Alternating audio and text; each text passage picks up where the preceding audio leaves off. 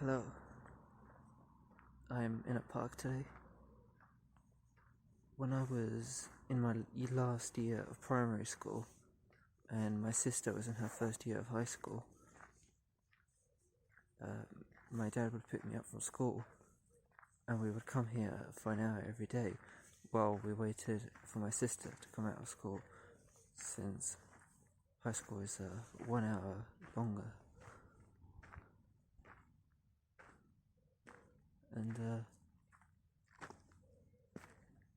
think it was a nice time, though I can't really remember very well. Happy Christmas Eve to everyone. I'm sorry for everyone who is going to have to spend the day alone but would like to be with other people, and for everyone who is going to have to be with other people when they don't want to.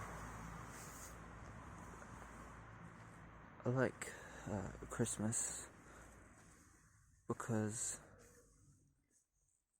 it is usually one of the times in which I feel the most nostalgic. It is, I think, quite something that it's a day that you have celebrated every day your whole life since you were born. I think it's good that there are these days, because otherwise,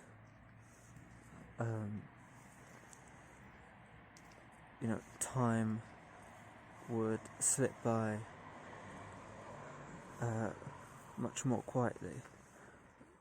So even if you don't actually enjoy the day, or if what is celebrated doesn't mean anything to you, or if you think, I don't know, that other people are hypocritical for acting in a completely different way than the rest of the year, or you dislike it or are bored by it for any other reason, I think it's still an important date.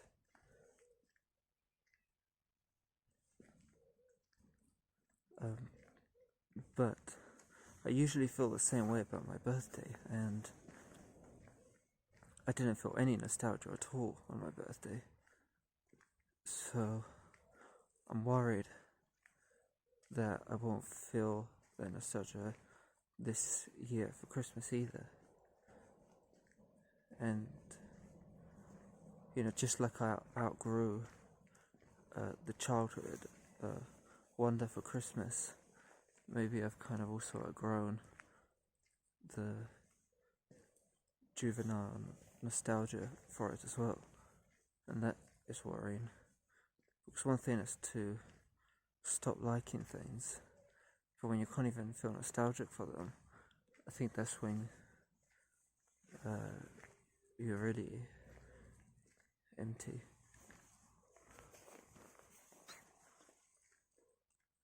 The person I would really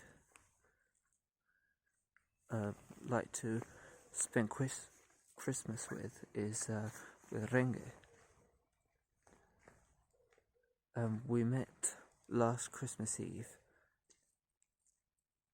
after I posted my first video, and Renge messaged me, and we talked for about 8 hours, and it was shocking to me that I could keep up this conversation for this long, or that I could talk at all in the first place, when I had never in my life had a conversation with anyone online.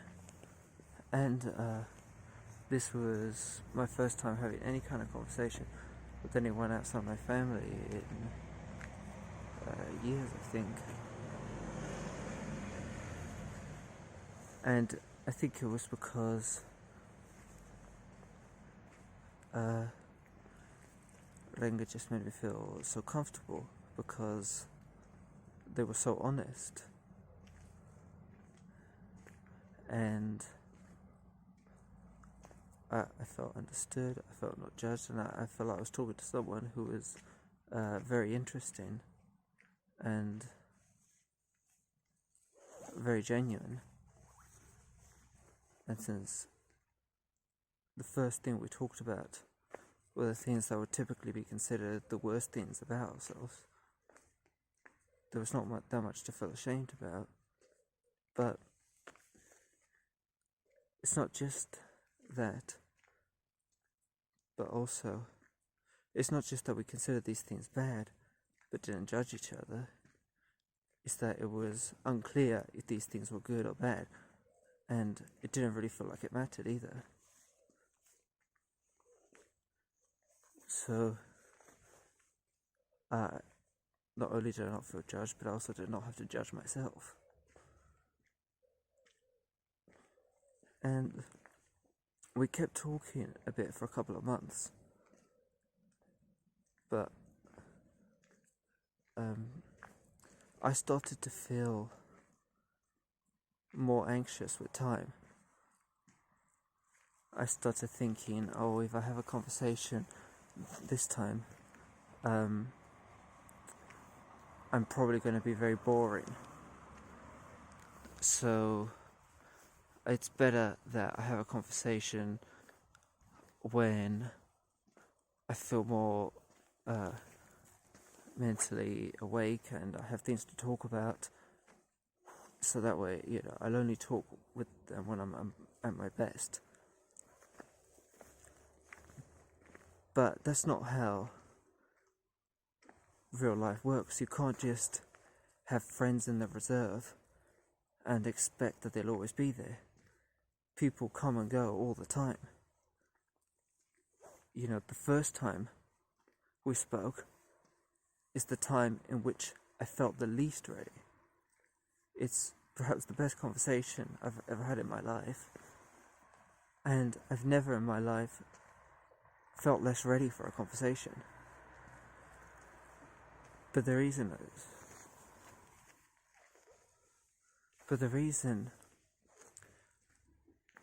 why I didn't keep talking is because I completely took Renge for granted. I just thought, right, now I have a friend in the box, and whenever I want, I can take them out. But you can never have such a thing in life. And we had then a small misunderstanding. At least I think it was a misunderstanding, since we never actually spoke about it. But I had a Twitter account and Renge followed me, and at the time my account was private, and I was also completely inactive. So I never gave them access to the account. And I wonder if Renge thought, oh, they don't want to talk to me anymore. And then they disappeared for a bit, not like straight after, but like a while after. And so it could be that they didn't think that at all. I have no idea. I'm just worried that that's the case. And after they disappeared for a while, they came back, and then I messaged Renge again, and I said, oh, don't worry, there's no pressure for us to talk. We could just send messages here and there. And I sent one, and then I didn't send another one for, I don't know, like weeks or a month. And then they disappeared again, and this time they disappeared for good. And that was, I can't remember really, but I don't know, 6-8 months ago. And I really missed them.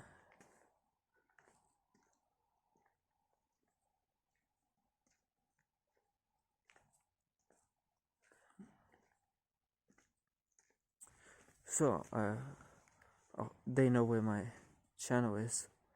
I'm just hoping that by titling this video Renge, there's a chance that they will watch it, but it's pretty unlikely. But it's better than doing nothing, and there's nothing else I can think of doing, since I have no idea where they could be.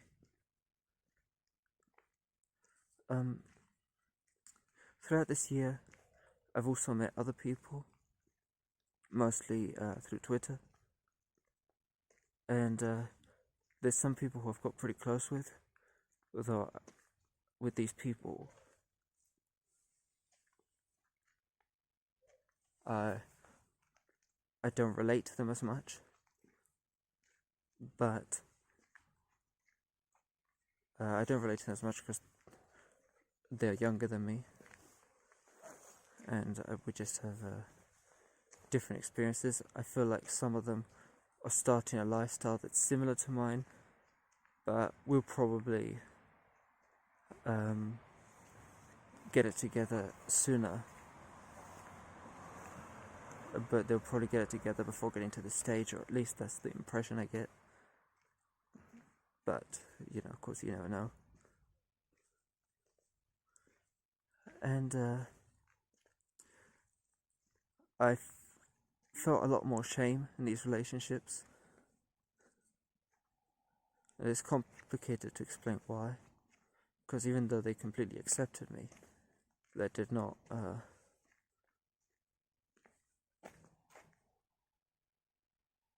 There's voices from over there. We're leaving the park. I'm going to walk down the road a bit. Even though they completely accepted me,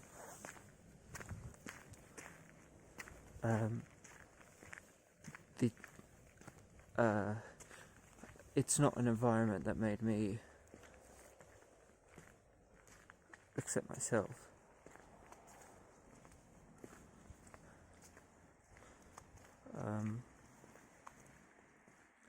I could talk more about this, but I don't know, I'm not really feeling capable of explaining it right now.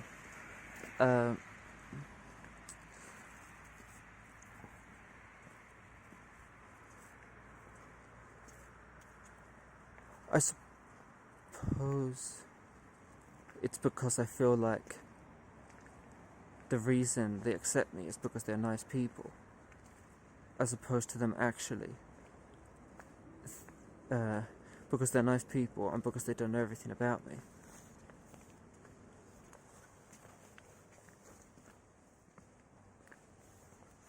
As opposed to it being because they actually have completely different standards from everyone else.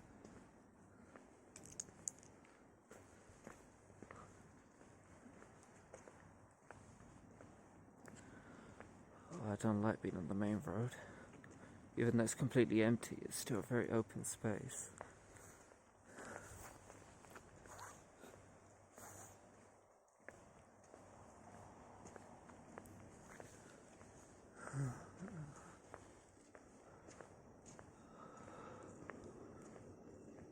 I feel a bit like screaming now, but that's okay because I feel like this very, very, very often. So I think it's fine. What was I saying? Yes. So in November, I felt more comfortable than ever before with these people. I felt like I was finally in a situation that I really wanted to be, where I was in a small friend group, and everything was very just calm, and I felt appreciated, and I felt like having more experience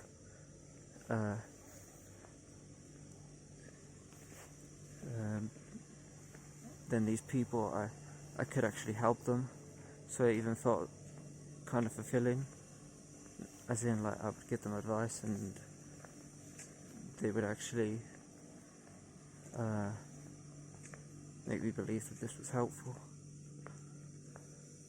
So everything's good. I felt like I had a social role, and that things were very laid back, and that's when I couldn't take it anymore, because knowing that things are wrong deep down, but them also being wrong on the surface, makes them easier to handle, because you just take what you can get.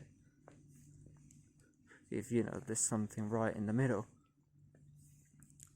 But if it's like ideal on the surface and but it's drawn deep down, then it becomes the sort of the energy has to escape from somewhere, and that's when I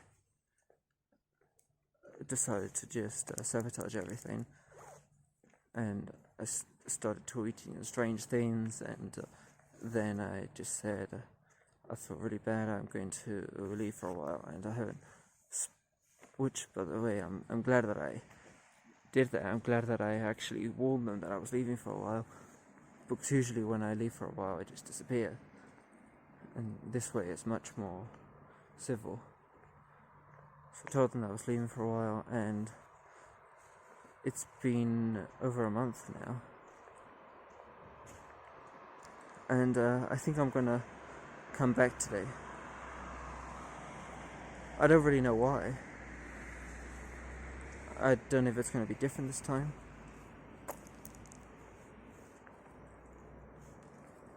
I mean, I'm pretty sure it will be different this time, since I think I've learnt a lot, although I can't actually pinpoint what I've learnt and in what way will be different. I don't really have any plans to do anything differently, but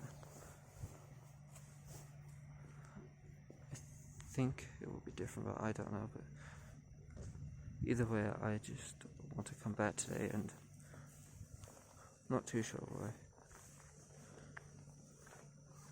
but I will.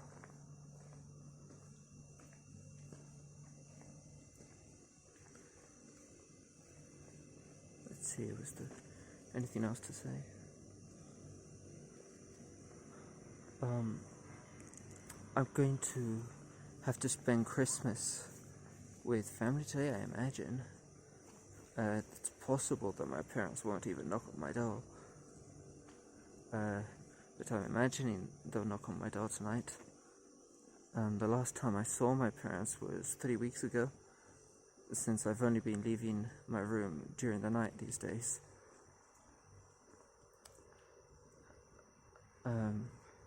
So I usually feel uncomfortable around my family, but it's manageable. But right now I feel more uncomfortable than ever by the idea of being close to my family. And I don't know if it's something that will quickly get over once I sit down with them again and we spend some time together, if it will be back to how it was last month, or if it's going to have a more lasting effect.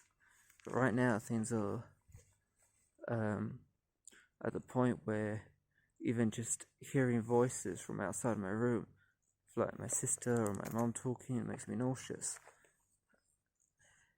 And I immediately turn music on whenever I hear any voice, because it just makes me feel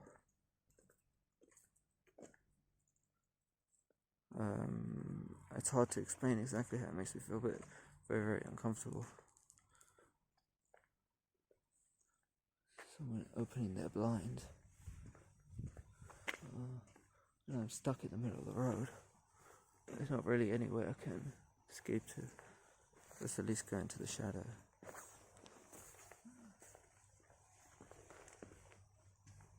So, in order to make it easier, I have not eaten for a week. I'm hoping that the hunger will make it harder to feel anything. Although unfortunately, since I'm so used to fasting for long periods, it's barely done anything actually. I'm not really hungry at all. So that didn't work. I was thinking of also doing a lot of exercise, so that would be really tired, but I was too lazy. And I will try to cut myself quite a bit today, so that hopefully the feeling from the blood loss and the pain will help me feel a bit more far away from the situation. Usually I cut on thigh, but my thigh, but since I've cut there so much, my pain threshold is really high, so it doesn't really have a lasting effect pain-wise. So to try to cut on my arm, where my pain threshold is really low, so I kind of save my arm for special occasions when I really need the pain.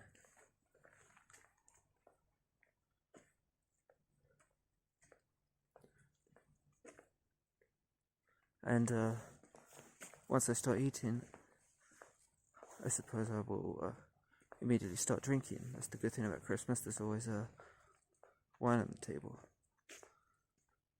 So I think it will probably be alright. I think the beginning will be the hardest part, and maybe the end. I just really hope my mum doesn't talk to me. I'm pretty sure my dad and my sister won't.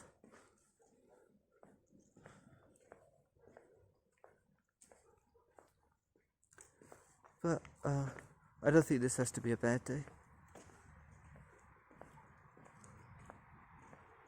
In fact, it doesn't have to be at all.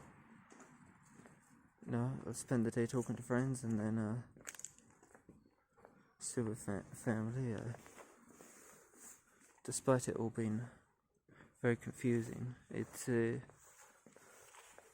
could all be